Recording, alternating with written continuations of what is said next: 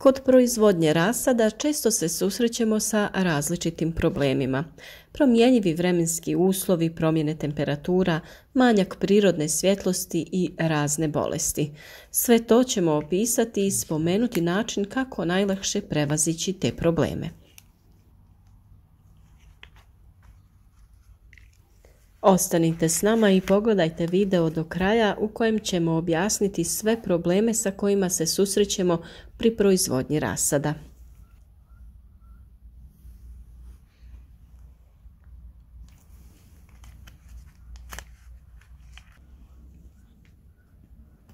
Da bi proizveli rasad do sadnje u plastenike ili na otvorene površine, potrebno je pristupiti pravilnom tretmanu od sjemena pa sve do sadnje.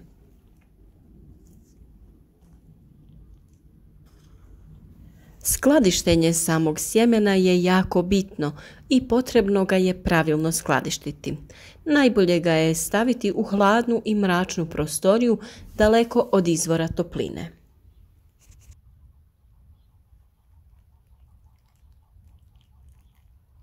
Temperature treba da se kreću iznad tačke smrzavanja pa sve od 5 do 10 stepeni Celzijusa.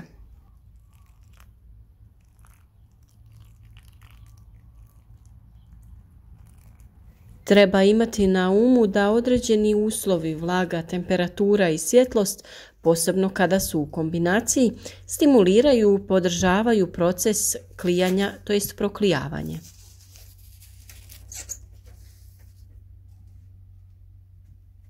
Prije sijanja sjeme je potrebno kratko namočiti, to jest naklijati.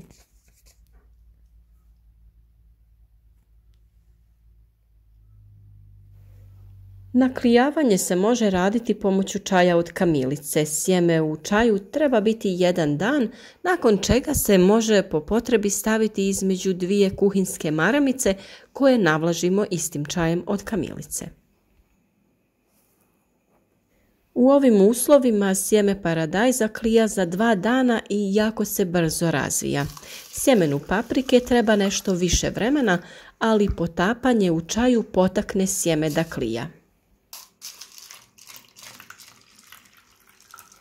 Temperatura na kojoj se vrši naklijavanje treba da je stabilna oko 25 stepeni Celzijusa.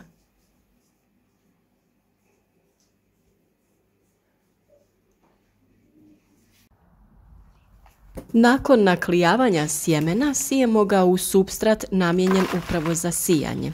Sijati možemo u kontejnere sa pregradama gdje svaka biljka već bude odvojena jedna od druge, a možemo sijati sve u isti kontejner. U tom slučaju biljke ćemo sijati gušće i naknadno presađivati.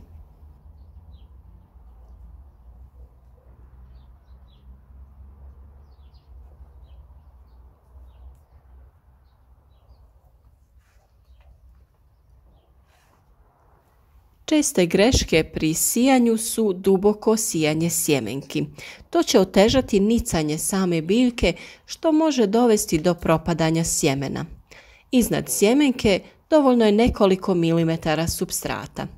U tim uslovima biljka lako dobiva toplotu, a i svjetlost, te ona lakše prodire kroz supstrat.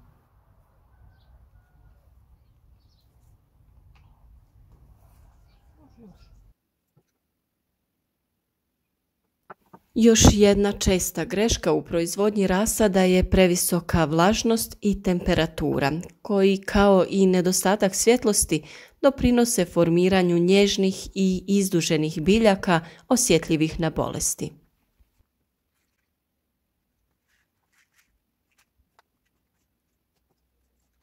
Upravo zbog toga je svakodnevno provjetravanje zaštićenog prostora obavezno, a tokom jeseni i zime to se radi u najtoplijem dijelu dana.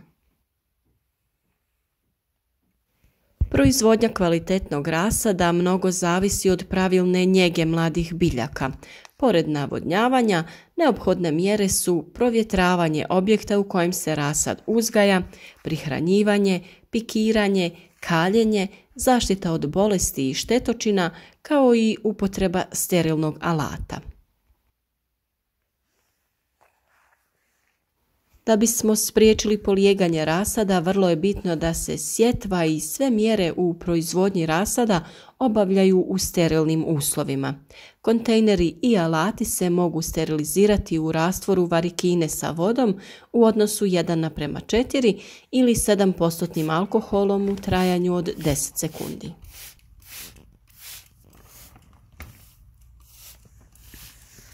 Ukoliko u proizvodnji rasad polegne prije preduzimanja bilo kakvih mjera, neophodno je sterilnim rukama odstraniti oboljele biljke jer njih ne možemo izliječiti.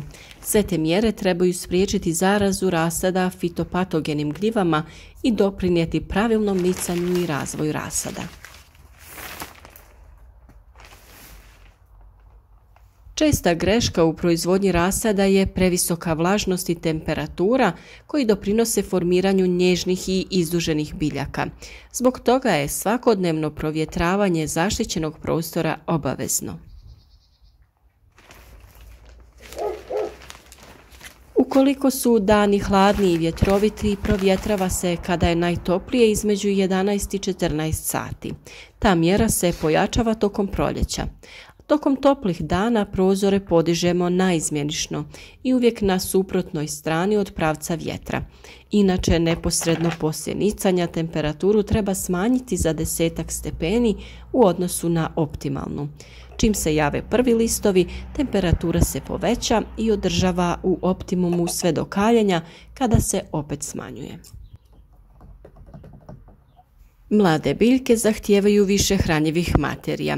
One se prihranjuju folijarno različitim vrstama tekućih đubriva. Prvi put se to radi kod formiranja 2 stalna lista. Može se upotrijebiti i rastvor MPK đubriva u količini od 2 do 5 grama na 10 litara vode.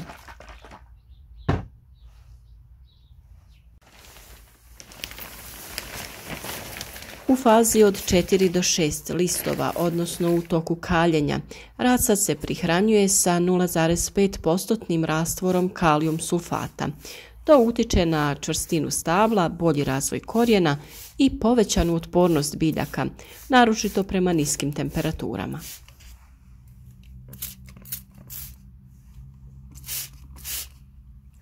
U ranoj proizvodnji obično se sjeme sije gušće, tako da se dobija mnogo biljaka na maloj površini. Pošto im je u takvim uslovima otežan rast, neophodno je obezbijediti odgovarajući životni prostor.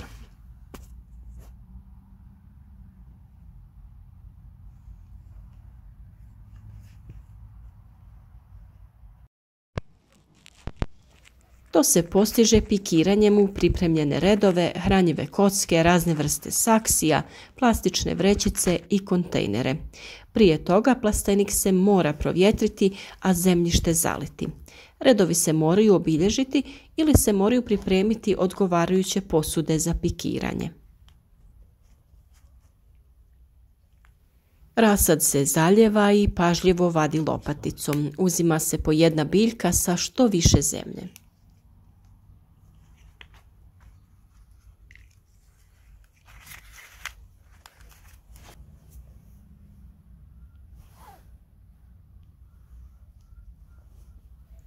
Glavni korijen može se malo skratiti, te ćete tako olakšati rast bočnih korijena. Rasad se pikira pod prst ili malom sadiljkom kojim se pravi udubljenje u zemlji.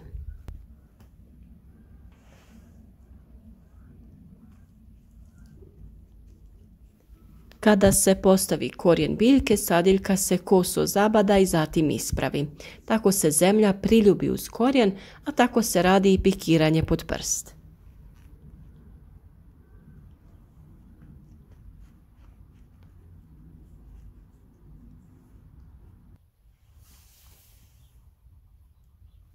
Pri rasađivanju biljke postepeno treba privikavati na nove uslove, a to se naziva kaljenje rasada.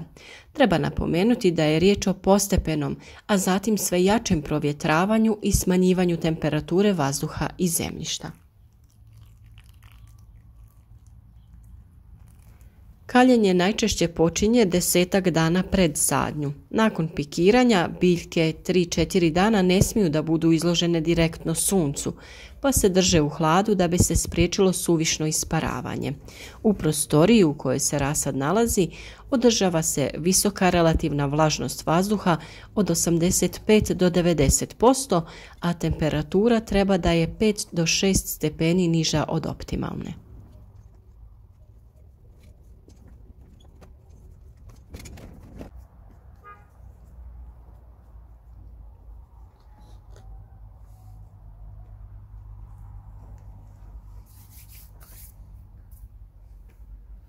Nakon rasađivanja potrebno je biljke prilikom zalijevanja tretirati sa fungicidom. To radimo kako bi spriječili bolest koja se javlja u prizemnom dijelu stabla. Oboljeli dio dobiva smeđu boju i trune. Već smo pomenuli naziv ove bolesti, a to je polijeganje rasada. O ovoj temi imate i poseban video, pa potražite na našem kanalu. Ovaj postupak je potrebno raditi preventivno jer se rijetko biljke mogu spasiti ako su već zaražene.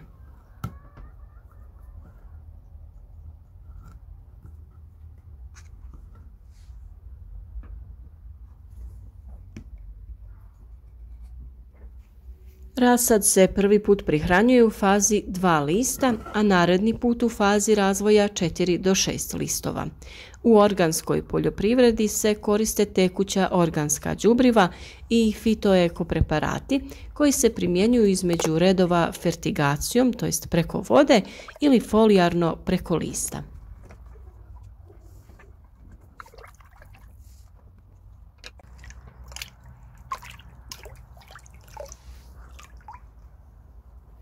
Ukoliko je rasad izdužen, biljke se prihranjuju sa 0,5% rastvorom prirodnog kalijumovog đubriva, čime se povećava čvrstoća stabla, razvija bolji korijen i povećava otpornost biljke, naročito na niske temperature.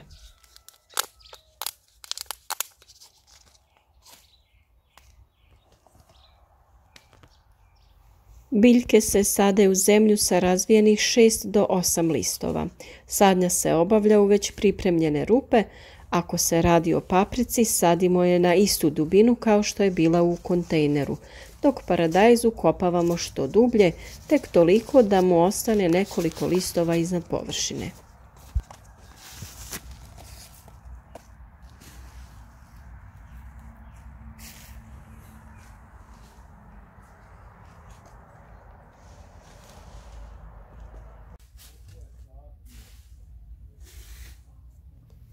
I prilikom direktne sadnje u zemlju potrebno je biljke tretirati sa fungicidima radi preventivne zaštite od polijeganja.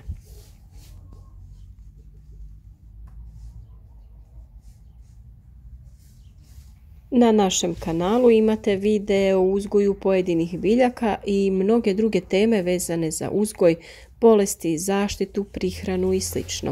Ukoliko već niste, zapratite naš kanal i pratite video savjete koje svakodnevno objavljujemo.